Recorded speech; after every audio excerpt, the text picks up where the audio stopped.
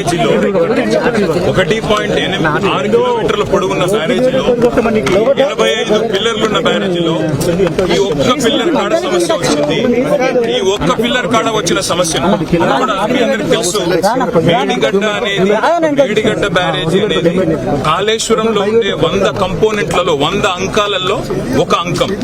ఆ ఒక్క అంకంలో కూడా 1.6 కిలోమీటర్స్ విస్తీర్ణంలో ఉన్న బ్యారేజీలో కేవలం ఒక 50 మీటర్ల పరిధిలో చిన్న సమస్య ఉంది.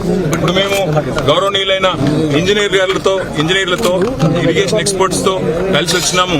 వారు కూడా చెప్పేది ఏమంటే దీన్ని బ్రహ్మాండంగా బ్యారేజ్ లాగా వాడుకోవచ్చు, రిపేర్ చేయవచ్చు, గ్రౌటింగ్ అనే టెక్నిక్ ఉంటుంది, అవన్నీ చేసుకుని చక్కగా వాడుకోవచ్చు అని చెప్తా ఉన్నారు. నేను మీ మీడియా మిత్రులను కూడా కోరేది మొత్తం విస్తీర్ణం చూపెట్టండి. 1.6 కిలోమీటర్స్ లో ఇక్కడ ప్రాబ్లం ఎక్కడ ఉన్నది? 100 కంపోనెంట్ల కాళేశ్వరంలో ఒక కంపోనెంట్ అయిన మేడిగడ్డలో ప్రాబ్లం ఎంత? చిన్న ప్రాబ్లం ని భూతద్దంలో పెట్టి మొత్తం కాళేశ్వరమే నిష్ఫలం, కాళేశ్వరమే 1,00,000 కోట్లు కొట్టుకుపోయిందనే చిల్లర ప్రచారం ఏదైతే చేస్తున్నారో రాష్ట్ర ప్రభుత్వానికి విజ్ఞప్తి. మా మీద కోపం ఉంటే, రాజకీయంగా వైరం ఉంటే తీర్చుకోండి, కానీ దాన్ని రిపేర్ చేసే అవకాశం ఉందని నిపుణులు చెప్తున్నట్టు రిపేర్ చేయండి.